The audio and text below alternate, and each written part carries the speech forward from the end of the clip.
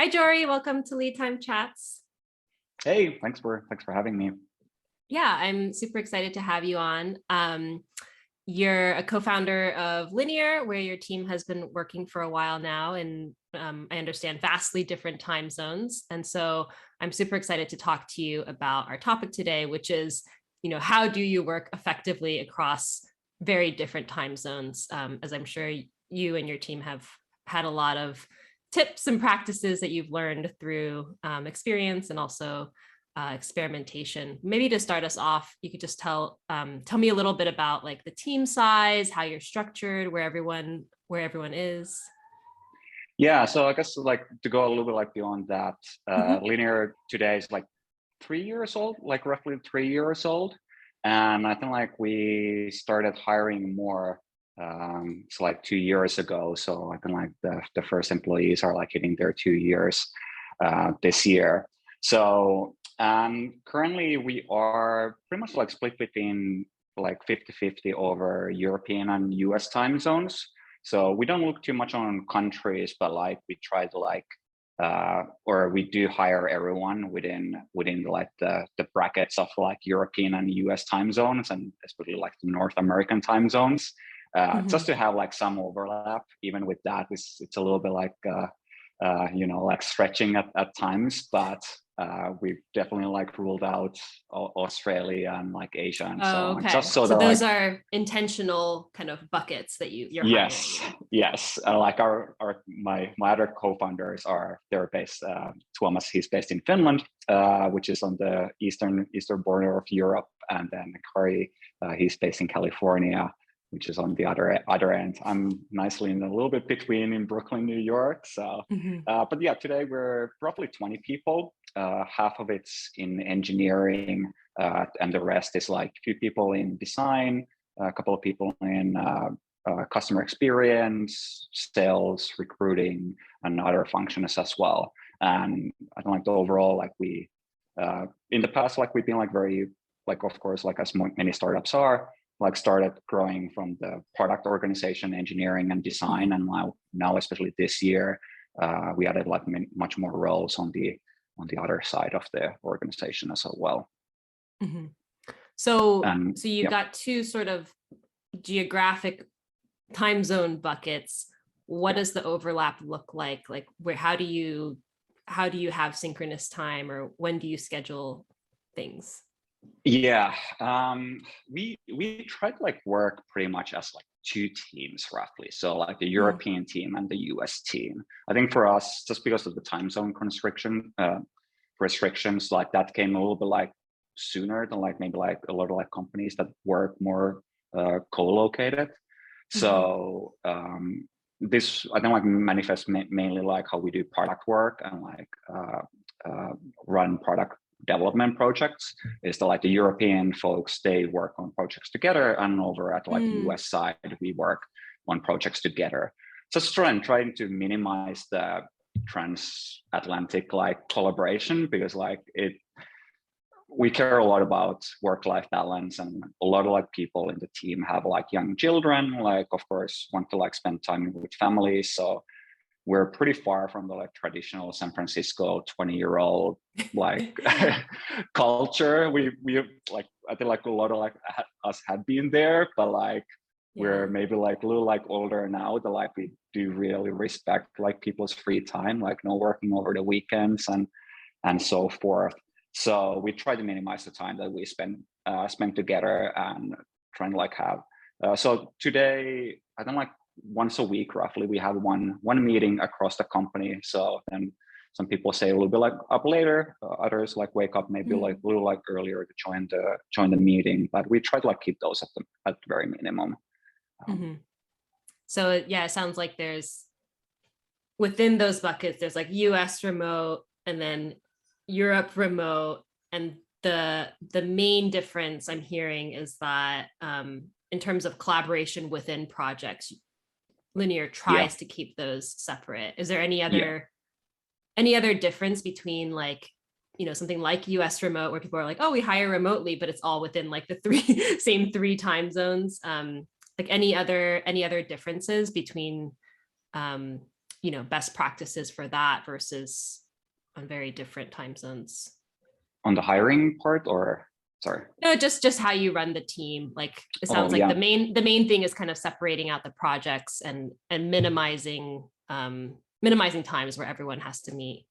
Yeah, I don't know that's pretty much like the big part. Of course, like we need to like look at like some functions, like where do we hire for them, like outside product as well, that they're like a little bit like more co-located, or how does it Mhm. like make sense?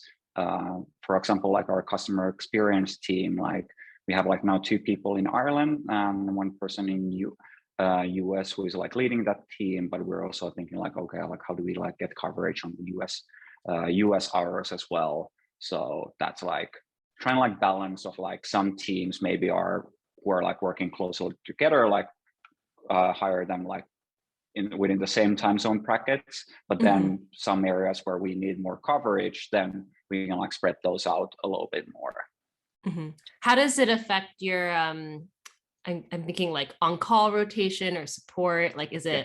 are there like benefits to having, I think most people think, oh, it's going to be hard to collaborate, but I imagine there's also some kind of unexpected benefits as well. Yeah, I mean, pager duty is probably like the main one. I would say like we haven't had yeah, like luckily with the European and like US coverage, it's basically when the European team stops working in the late afternoon, the US team comes wakes up and starts working. So Mhm. we don't like currently have like pager duty over the night for anyone. So we split it like within like 12-hour or so blocks. So that's been definitely like very, very nice. Mhm. What else? What did I say? And then like well, of course, like things change as we like grown. Like we started hiring during pandemic. We actually like started like build, like it was our goal like from the get-go to like build linear to be distributed and remote, Mm. just because like the founding team was like decided to move different places and different time zones based on like our um, families and so forth, what was required of life. Mhm. And so we're like started building the team to be distributed from day one, and we never had the switch from having everyone in one place and then like having to like adapt into like COVID times. So Mhm. that was definitely like, it's been nice for us that we've been able to like hire distributed from day one. But it's also, of course, like how we work has changed quite a lot. Like working at like a 20-person company is very different from working at like 5-person company. Uh, in the past, like we used to have more decision making within our like weekly syncs, as everyone had context. Like projects were a little like shorter, uh, Mhm.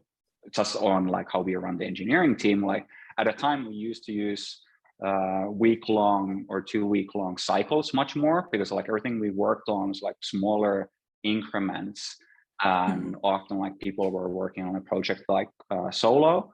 But like Mhm. since then, things like grown, matured. We have like more people like working on a single project. I think like overall, like how we work has turned more into being project led than just like time bucketed like in those weeks. Mhm. Um, and just building the company to be remote first has definitely front loaded like a lot of the process or practices that might come a little bit like later for many companies. So around documentation, I think like we've done project like documents from pretty much day one. Of course, like linear is a tool to like build software and like manage projects and manage bugs, like issues and so on. So it's like very natural for us to like, we have like a very like different lens on like building out software, and like we're actually like our goal is to like make it better for help people build better software. So we're Mhm. like always like reflecting like how we work and what kind of practices and tools we use, and like how then we apply them into like designing linear. So to Mhm. like I mean like we use linear to like run linear, and like a lot of like the project management within that. So I think it's been natural for us to like we like done project like PRDs from pretty much like from day one, just to like communicate better async, like what our thinking are like between features and getting like asynchronous like feedback on those. Also some other processes, I would say, which are still like lightweight, but or maybe like there's like at other companies, there's a transition period where everyone's in the same room, and then at some point like someone comes and starts setting up a little bit more process across the board. I'm curious because it sounds like regardless of the time zones, linear uses linear, and a lot of things are async. You're very intentional about the process. It seems like to have almost two separate teams working on pretty much completely separate projects, you do need to have a lot of like upfront alignment, like to make sure that, then you don't require that like constant back and forth between the teams. What does that process look like, or how has it evolved? Yeah, it's definitely something we're still working on, like quite a lot, like trying to figure out like what are the effective ways. So like figuring out like what we're going to build ahead of time, like putting something on paper and gathering feedback. That's like one method. Then of course, like doing design work a little bit like ahead of time. That's another one. But then like distributed decision making, of course, like it's not easy, especially when you're like doing it like across time zones. So that's something like we're definitely like working on, like how do we like make decisions and like give feedback and like take feedback asynchronously. As some things like might be more implied, but like not everyone has context, and like providing context, like providing status updates. Those are again like something like we're like thinking like how can we productize like all of these things? Like we start from like, okay, like this thing is breaking a little bit. Let's put in some like lightweight process on it. Let's start doing like things on Slack or like Notion, and then like go from there on like trying to figure out like what would be like a good cadence, and like then like there's probably like going to be a problem for other companies as well. Like how can we build this into products that we use, or like what do we like need some other products that we're not currently like using for this? I imagine that the solutions that you all are coming up with, or the things you're experimenting with and then building into the product, are solutions for problems that a lot of other distributed, remote, and like co-located teams are having. So I know I think Asana is they're pretty big on in office, like everyone comes back to the SF office. And so I'm just curious the difference there.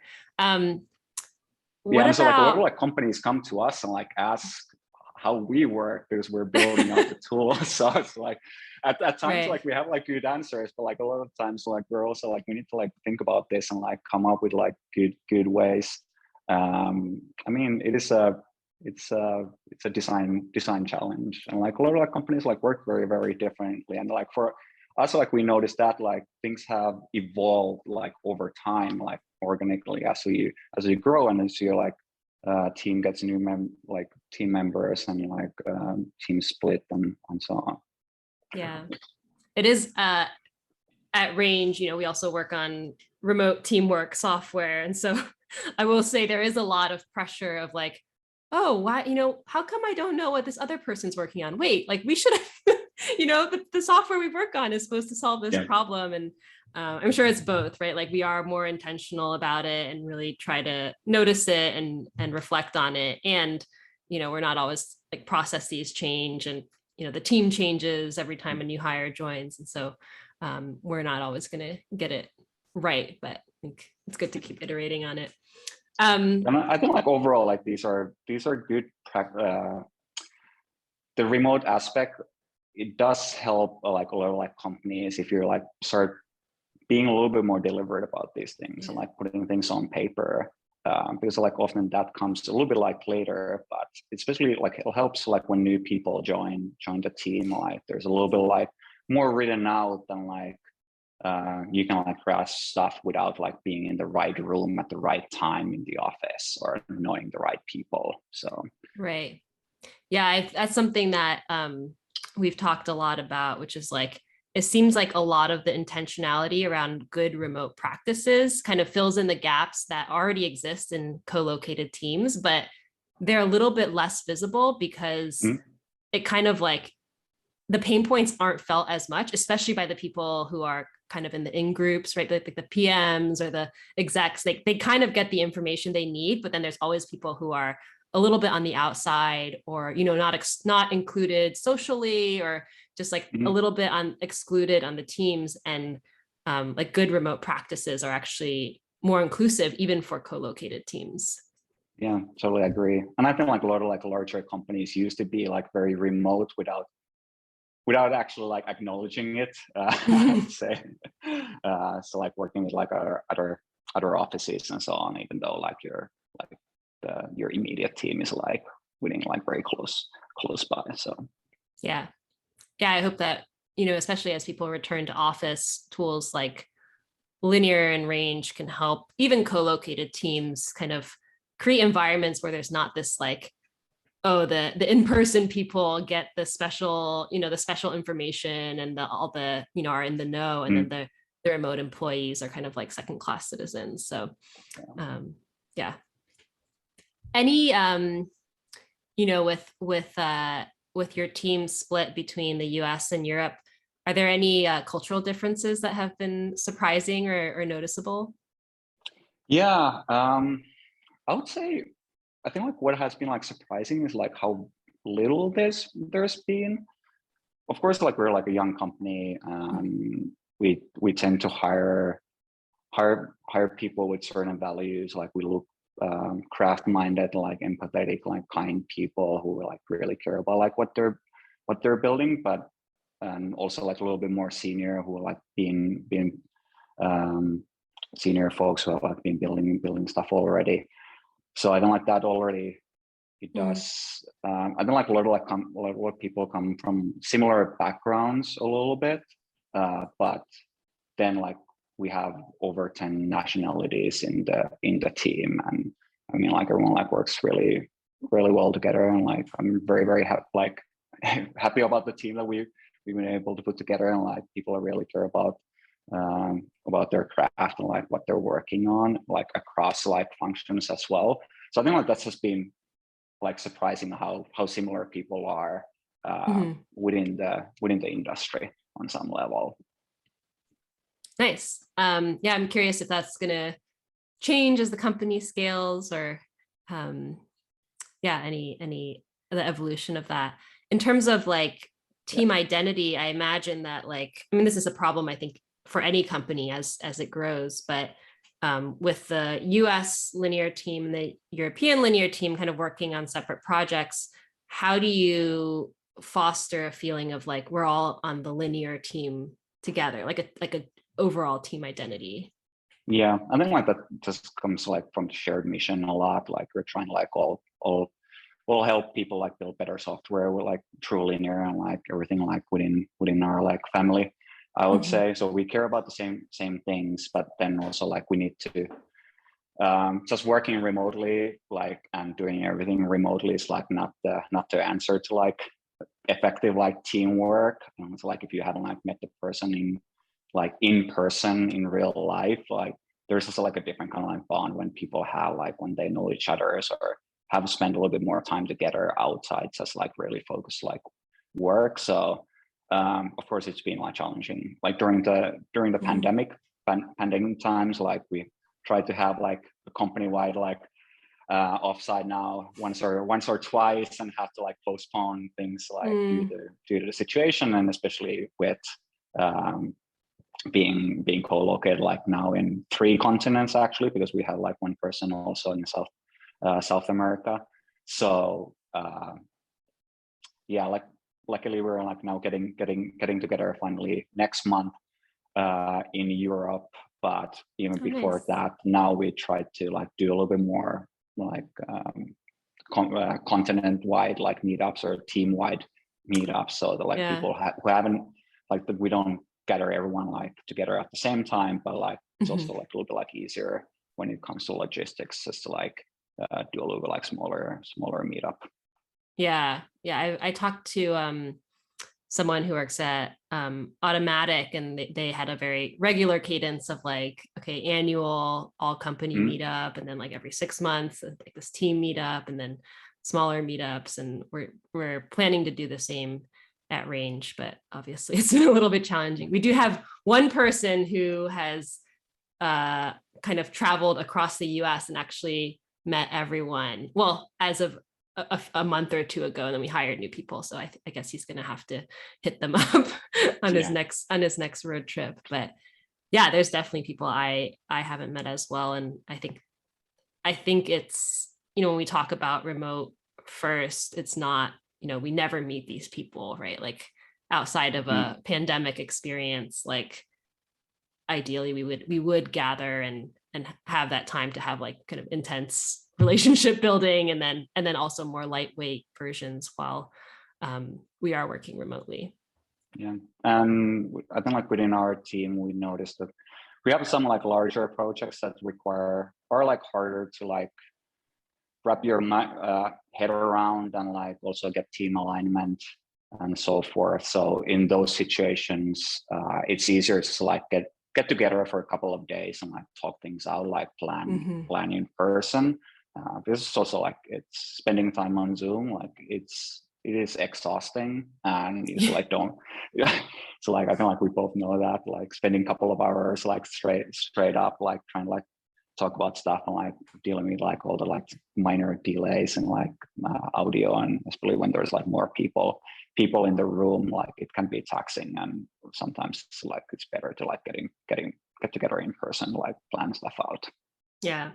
Do you do any team building, maybe like async team building, or things that like everyone can get to know each other, or is that mostly in the in-person space? Well, not too much in person. So I think like a lot of like stuff like so far has happened remotely, and it's also like this the fine line of like where things like blur of like like you feel like know people without like ever like meeting them in person, or at least I do. I remember that was like weird for people like early in the pandemic. It's like, oh, how can you like trust hiring this person when you haven't never met? But it's like, well, I never like met like a lot of like my coworkers. Like, what are you talking about? Yeah. And I guess like growing up in the IRC days and like other online chat rooms and so on, it's maybe like a little bit different. But yeah, we don't like try like different kind of things. I think like something that we has been a little bit more linear, like unique to linear, is like a lot of like the people in the team like baking and also cooking. And during the pandemic, like the Great British Bake Off was like a kind of a crowd favorite, and we started like doing like monthly bake offs with the team. So everyone's cool. like getting together like at the same time, like we like decide a recipe, or like someone like hosts a recipe, and just everyone gets their ingredients ahead of time, and then we just like cook at the same time, because it's like it's easy. Often it's easier. It's like some people it's the end of the day, others like beginning of the day, or somewhere in between. So we just like spend 2-3 hours like cooking and chatting about the recipe, and like how you're like going about it, and how people are succeeding or not always succeeding so well. But it's been a great fun. Like we still do it, like we do now roughly like I think like quarterly. Sounds so fun. Yeah, we baked, we cooked. Yeah, it's a lot of fun, and I think like just something like we enjoy a lot. Yeah, I'll see if the Range team is down for any bake off. We do have a lot of, I think, British Bake Off enthusiasts, but we haven't done any team bake offs. I feel like people will get quite competitive. Yeah, It's especially, yeah, I feel like the baking is like area where some people the presentation matters a lot as well, and like to take good photos and like try and like figure out like who has like the best. Of course you can like judge the taste that much, but getting the idea. Yeah. Well, cool. Thank you so much, Jori. I think this will be really helpful for other folks who are maybe either already working across different time zones, or be thinking about hiring in a very different time zone, people who are thinking about hiring a team in Europe or Asia. And so, yeah, I think this will be really helpful. Yeah, thanks for the time. Like it was fun chatting about this.